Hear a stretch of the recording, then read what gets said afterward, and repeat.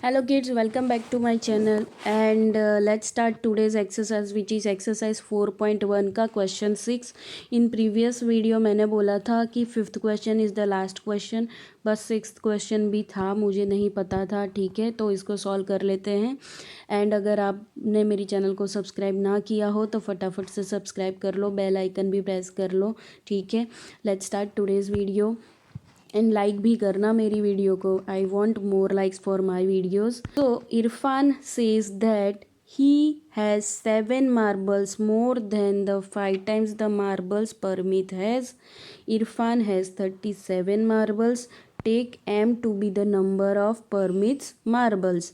ये आपका क्वेश्चन है। ठीक है, तो आपको परमित के मार्बल्स नहीं पता है और इरफान के जो मार्बल्स है वो परमित का रेफरेंस लेके बोले गए हैं, तो हमें परमित के मार्बल को एज्यूम करना पड़ेगा।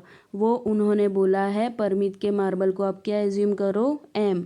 ठीक है, अगर आपको ना बोला गया हो तो जिसका रेफरेंस है उसको ही एज्यूम करना पड़ता है। ठीक है, यहाँ पे परमित का रेफरेंस लेके इरफान के मार्बल्स है, इसीलिए परमित को ही एज्यूम करना पड़ता है। अगर ना बोला जाए तो आपको समझना पड़ेगा। ठीक है, तो ये इजी होता है अगर आप word to word conversion mathematical form में करो तो। समझ में आ रहा है? तो हम परमित का क्या लेंगे, एम लेंगे। तो 5 टाइम्स, तो 5 टाइम्स एम होगा ये। ठीक है, 7 मोर तो +7 होगा, इक्वल्स टू इरफान्स मार्बल, तो इरफान्स मार्बल। ठीक है, यहाँ पे मैं लिख रही हूँ रफ में इरफान्स मार्बल, एम लिख रही हूँ। तो इरफान के पास कितने मार्बल्स है, 37। तो यहाँ पे क्या हो जाएगा फिर 37।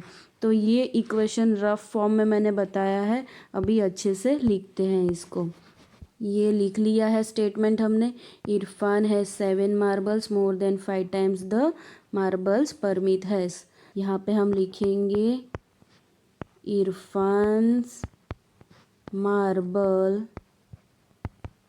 Equals to 5 times Parmit marbles. Parmit के मार्बल्स क्या है एज्यूम किए हैं, एम +7। ठीक है बच्चों, तो अभी इरफान के पास कितने मार्बल है, 37 इक्वल्स टू 5 इंटू एम क्या हो जाएगा, 5m +7। तो ये हो गया आपका इक्वेशन।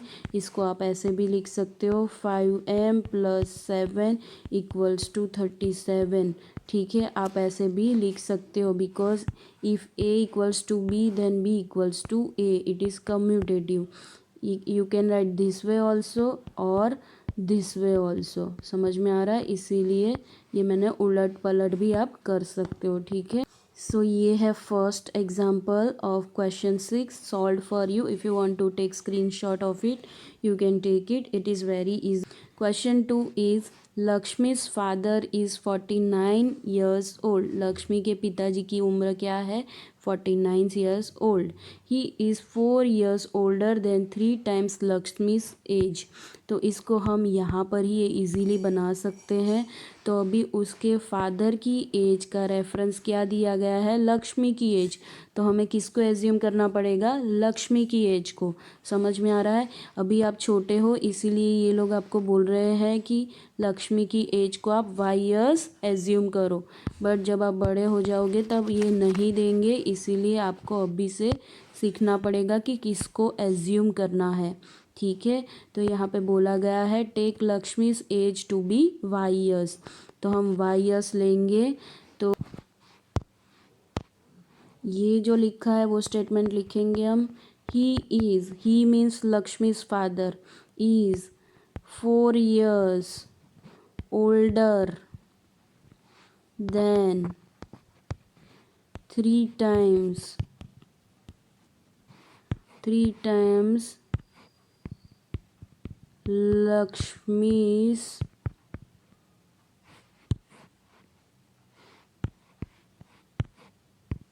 लक्ष्मी's एज। ठीक है, तो इक्वेशन क्या बनेगा इसका,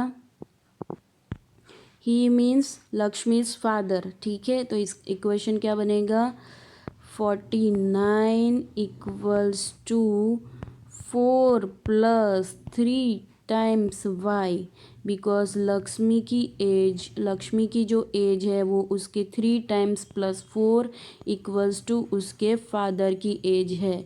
समझ में आ गया? It is very easy. ये हो गया आपका इक्वेशन।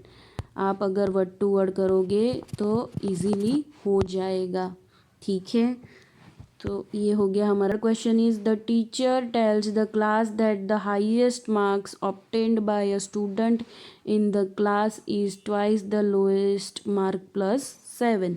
तो लोएस्ट मार्क प्लस 7 करेंगे, twice the lowest mark plus 7 equals to highest score, and highest score क्या दिया गया है? 87। ठीक है, तो इसको यहाँ पे क्या बोला है?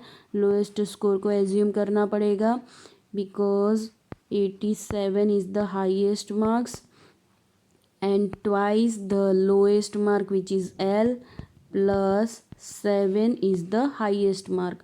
सो ये हमारा इक्वेशन बन गया। ओके किड्स, अभी हम 4th क्वेश्चन करते हैं।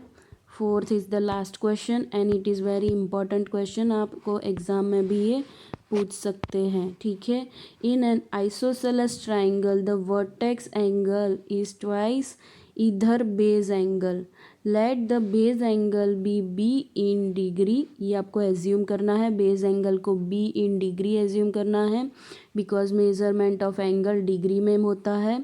Remember that the sum of angle of triangle is 180 degree. तीनों एंगल का मेज़रमेंट जो होता है ट्राइंगल में वो कितना होता है?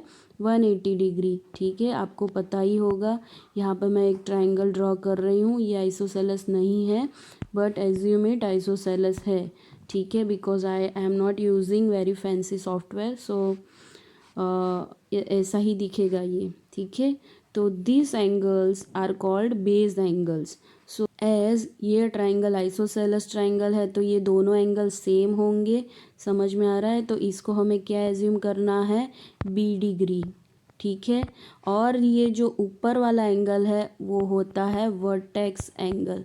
ठीक है, बेस एंगल से के ऑपोजिट जो होता है वो होता है वर्टेक्स एंगल। समझ में आ रहा है? तो वर्टेक्स एंगल क्या है? Twice the base angle. तो vertex angle equals to twice base angle. ठीक है, तो इक्वेशन क्या बना? वर्टेक्स एंगल क्या आया? 2b degree. समझ में आ रहा है? तो मेजरमेंट ऑफ ऑल एंगल्स क्या आएगा? ये तो b डिग्री है, ये भी b डिग्री है, और ये क्या आया? 2b डिग्री, जो हमें कंडीशन दी गई है। तो addition of all angle is 180 होता है। तो हम करते हैं as addition of all angles of triangle is 180 degree. तो यहाँ पे क्या बनेगा equation? b degree plus b degree, ये दो बेस एंगल, प्लस ये वर्टेक्स एंगल क्या आया हमारा? 2b डिग्री आया, इक्वल्स टू 180 होगा। समझ में आया? तो अभी ये देखो एलजीब्रा आ गया, b plus B plus 2b। तो ये कितने b है? ये 1b है, ये 1b है, तो ये 2b हो जाएगा। 2b plus 2b degree, 2b degree plus 2b degree equals to 180 degree. तो 2b प्लस 2b क्या हो जाएगा? 4b degree equals to 180। So this is your final answer बच्चों। ठीक है, इसीलिए मैंने बोला this example is very easy for your exam. ठीक है, ये अंदर एलजीब्रा भी आया है। ठीक है, तो आप इसका स्क्रीनशॉट लेके अपनी बुक में नोट डाउन कर लो। ठीक है, and if you like my way of teaching then please subscribe to my channel and press bell icon, and video को लाइक भी करो। ठीक है, bye for now, stay home, stay safe, take care, see you all in a next video, bye।